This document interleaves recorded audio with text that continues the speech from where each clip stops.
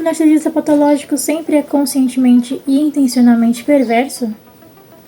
Não. Para o narcisismo com teor de perversidade consciente, temos uma subcategoria que o separa dos demais: o narcisismo perverso. O narcisista patológico, no geral, sempre irá buscar coisas, pessoas e situações que os beneficiem, que os validem positivamente. Tudo é buscado em prol da sua própria gratificação. Então, é tudo sempre feito no lugar de muito egoísmo. Assim, se entende que o narcisista busca exclusivamente a própria satisfação, a qualquer custo. E também, claro, manter seu senso de superioridade para si e para os outros. E por consequência disso, eventualmente ele pode sim ser negativamente reativo com o outro, quando esse outro atrapalhar seu plano inconsciente de manter a sua máscara. Coisas normais como agir de forma que vai contra o esperado pelo narcisista será o motivo para ele ser reativo, atacar, pois fazendo isso você está frustrando o narcisista, indo contra o script mental que ele idealizou como expectativa. Quando você contraria, critica o narcisista, você está frustrando ele, por não agir de acordo com a expectativa dele, a idealização, a fantasia mental do narcisista, e consequentemente está dificultando que ele mantenha para si mesmo essa imagem de pessoa perfeita. Afinal, você criticou ele, o que significa que ele não é perfeito, e isso para ele é uma coisa insuportável. A frustração para o narcisista é uma ameaça. É uma ameaça a desmoronar a utopia que ele criou. Isso para ele é assustador, porque ele só consegue ter boas sensações, só consegue ter validação de que ele tem algum valor através dessa farsa que ele mantém. Então, se algo ameaça desmoronar essa farsa, ele entra em desespero, e a única reação que ele tem, automaticamente, é ser reativo com o outro. Afinal, tudo o que ele tem é aquela vida que ele criou na cabeça dele, onde ele é uma pessoa perfeita e todas as outras pessoas são inferiores a ele. E desmoronar essa ideia e voltar para si, sua vulnerabilidade, a sua tristeza, a sua insegurança e vazio é muito doloroso. Diante de qualquer ato que ameace desmoronar a sua falsa realidade, ele poderá sim recorrer a ataques físicos e psicológicos. Pode tentar te manipular para que você visualize ele da forma que ele quer e, consequentemente, faça o que ele quer. Coisas que o beneficiem. Antes de tudo, quero deixar claro para vocês que essa reatividade, esses ataques, atos maldosos, podem ser conscientes ou inconscientes do narcisista patológico. Isso independe dele ser ou não um narcisista perverso. Afinal, narcisistas vulneráveis, comunais, etc., também podem ser maldosos, planejar uma maldade e serem conscientemente maldosos. A diferença é que o narcisista perverso, ele é mais frequentemente consciente em suas maldades, ele planeja mais as suas maldades com mais frequência.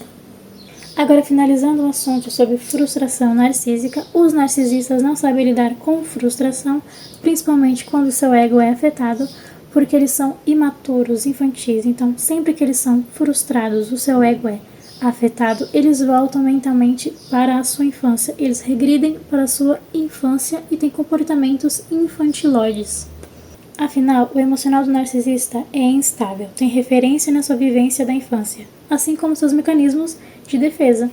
Essas são referências aos narcisistas patológicos no geral. Porém, falando sobre o narcisista conscientemente, propositalmente perverso, entramos numa subcategoria mais específica: o narcisista perverso.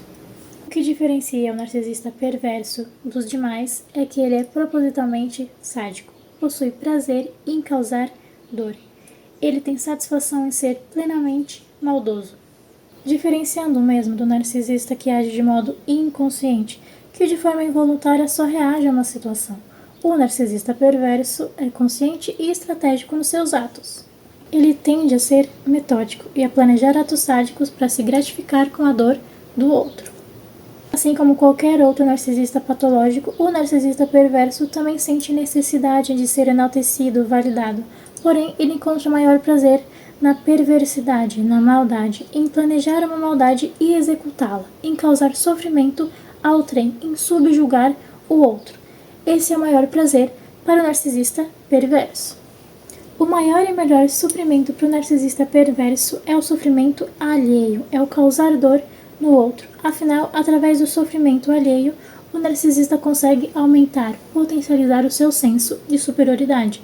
Afinal, ele crê que se ele consegue realizar, causar dor em outrem, quer dizer que ele tem algum tipo de poder, domínio sobre aquele outro, e isso mostra que ele tem algum tipo de poder. O narcisista perverso tem o sadismo como característica essencial em sua personalidade, porém, ele não é o único. O narcisista maligno também possui tal característica. O narcisista perverso e o narcisista maligno possuem em abundância sadismo, ausência de empatia e traços de personalidade antissocial, popularmente conhecido como a psicopatia. Como já mencionado anteriormente, as críticas tendem a causar reatividade nos narcisistas, porém isso é potencializado em grau máximo no narcisista maligno, que imediatamente é agressivo ao receber uma crítica, ou seja, ele é incapaz de receber uma crítica sem agir de forma agressiva, sem ser negativamente reativo.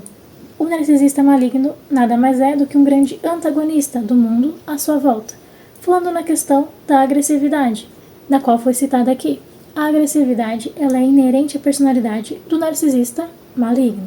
O narcisista maligno tem algumas características essenciais em sua personalidade, sendo elas hostilidade, despeito em relação às pessoas e uma grande frieza. E, como eu falei, a agressividade potencializada. Um outro elemento que também se faz presente na personalidade do narcisista maligno é a paranoia, e o desenvolvimento da mesma se dá em consequência do narcisista não saber lidar com a sua realidade e utilizar de artifícios para manter uma imagem falsa e real da sua vida e de si mesmo. Claro que todos os narcisistas patológicos têm essa característica.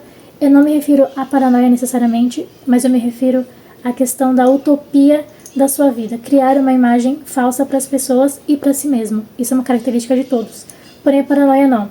Ela é muito específica do narcisista maligno. Porém, também podem ter outros narcisistas que tenham a paranoia. A característica da paranoia, ela é presente no narcisista maligno, porém ela também pode estar presente em outros narcisistas patológicos, já que o narcisista patológico é muito suscetível à paranoia, já que ele vive dentro de uma utopia de mentiras, ele mente para si e para os outros, como eu já pontuei várias vezes nos meus vídeos. Essa utopia de mentiras pode tornar uma confusão mental dentro da mente dos narcisistas, fazendo-se gerar uma paranoia, e assim se tornando uma característica inerente daquele ser, daquela pessoa. Inclusive, esse fator coloca os narcisistas patológicos, mas principalmente os malignos, como potenciais ao desenvolvimento de demências no futuro. No desenvolvimento de demências, os narcisistas podem beirar ao funcionamento mental similar ao de uma pessoa com esquizofrenia, potencializando assim os seus pensamentos delirantes. Um psicanalista britânico, Herbert Rosenfield, chegou a definir o narcisista maligno como uma forma perturbadora de personalidade narcisista, onde a grandiosidade é construída em torno da agressão e dos aspectos destrutivos da auto-idealização. E aí, já conheceram um narcisista maligno?